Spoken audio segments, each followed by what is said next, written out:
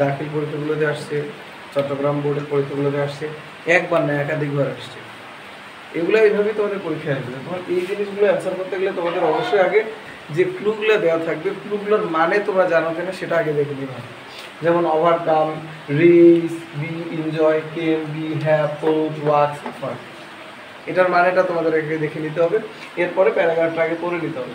পড়ে নেওয়ার পর প্যারাগ্রাফটা কী সম্পর্কে বলতে চাচ্ছে সেই জিনিসটা আগে তোমাদেরকে বুঝতে হবে। হ্যাঁ, আচ্ছা দেখো কী লেখা আছে প্রথমে, there dash different kind of exercise. আচ্ছা বলছে there dash different kind of exercise, মানে বিভিন্ন ধরনের ব্যায়াম রয়েছে। কোন টেন্স? Present indefinite tense. তাহলে প্রেজেন্ট ইনডিফিনিট টেন্স হলে সাবজেক্টের পরে এখানে একটা ভার্ব হবে। তাহলে এই ভার্বটা কোনটা কী হতে পারে, যে বিভিন্ন ধরনের কি ব্যায়াম রয়েছে, তাহলে ইজ হতে পারে না বা আর হতে পারে না। তাহলে যেহেতু different kinds of exercises plural আছে, তাহলে ইজ হবে নাকি আর হবে?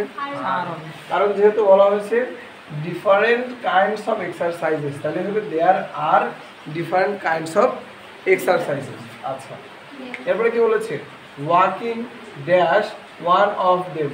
আচ্ছা এই ব্যায়ামগুলোর মধ্যে হাঁটাটা হচ্ছে তার মধ্যে একটা অন্যতম। তাহলে হতে পারে না walking is one of them, ওয়াকিংটা হচ্ছে তার মধ্যে একটা। এখন এখানে ইজ কেন হলো, তাই না? বি মানে তো am is are was were হতে পারে। তাহলে ওয়াকিংটা যেহেতু হাঁটা, এটা অবশ্যই আমরা সিঙ্গুলার হিসেবে ধরে নেব। হাঁটা একটা ব্যায়াম, তাই না? অনেকগুলো ব্যায়াম তো না, সেজন্য ওয়াকিং কি হবে, ইজ ওয়ান অফ দেম। আচ্ছা এরপর বলছে we dash early in the morning. আচ্ছা আমরা সকালে ঘুম থেকে কি উঠি না, তাহলে রেইজ, রেইজ মানে ঘুম থেকে ওঠা। তাহলে কি হবে, উই রেইজ হবে নাকি রেইজেস হবে বলো তো? রেইজেস হবে না, কারণ আমি তোমাদেরকে বলছি ফার্স্ট পারসন সিঙ্গুলার নাম্বার না। যদি থার্ড পারসন সিঙ্গুলার নাম্বার হয় তাহলে ভার্বের সাথে এস বাই ইয়েস হবে। উইটা কি ফার্স্ট পারসন না? উইটা ফার্স্ট পারসন, উই তো আর থার্ড পারসন না, তাই না? তাহলে উই রেইজেস হবে না, উই রেইজটাই থাকবে। We raise early in the morning for, দেখো গত ক্লাসে আমরা করেছিলাম একটা প্রিপোজিশন আছে। প্রিপোজিশন থাকলে এরপরে যখন আমরা একটা ভার্ব বসাবো, ভার্বটার সাথে কি হবে, আই যুক্ত করতে হবে। তাহলে we raise early in the morning for dash a morning walk. তাহলে কি হতে পারে দেখো তো, for enjoying A morning walk, মানে সকালে হাঁটাটাকে আমরা উপভোগ করার জন্য আমরা কি করি, ঘুম থেকে জেগে উঠি।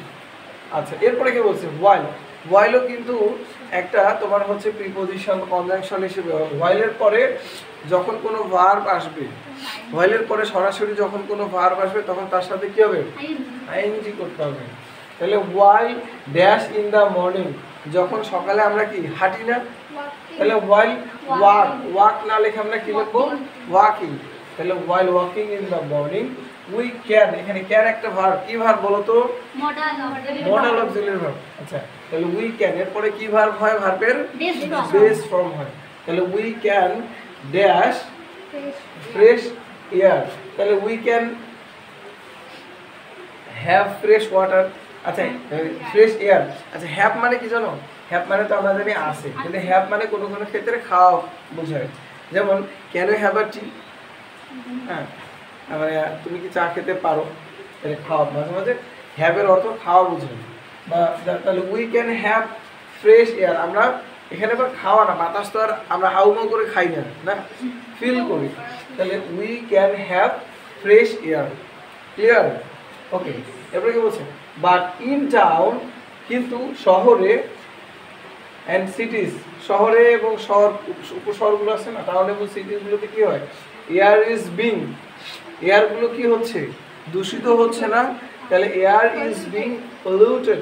আচ্ছা এখানে কেউ মনে করতে পারো যে পলিউটেডটা তো ইডি যুক্ত পাস্ট টেন্স নাকি আবার, ইয়েস এখানে বিং পলিউটেড হচ্ছে, পলিউটটার বি3 ফর্ম হচ্ছে, কারণ শহর এবং গ্রামের বাতাসটা নিজে নিজেই ওরা দূষিত হয় না, ওদেরকে মানুষ দূষিত করে। তাহলে অ্যাক্টিভ না প্যাসিভ, প্যাসিভ। আর প্যাসিভ হলে একটা অক্সিলারি ভার্ব থাকবে আর একটা কি ভার্বের ভি3 হবে, এই জন্য পলিউটটা হয়ে যাচ্ছে কি polluted. But in towns and cities air is being polluted. Okay, in many ways, বিভিন্ন ভাবে. Okay, as a result, যার ফলে people and the government অর্থাৎ সাধারণ লোকজন এবং সরকারের উচিত, শুড মানে কি উচিত, হ্যাঁ, তাহলে কি সরকারের কি আগায় আসা উচিত না? people and the government should come forward, should come forward, এগিয়ে আসা উচিত।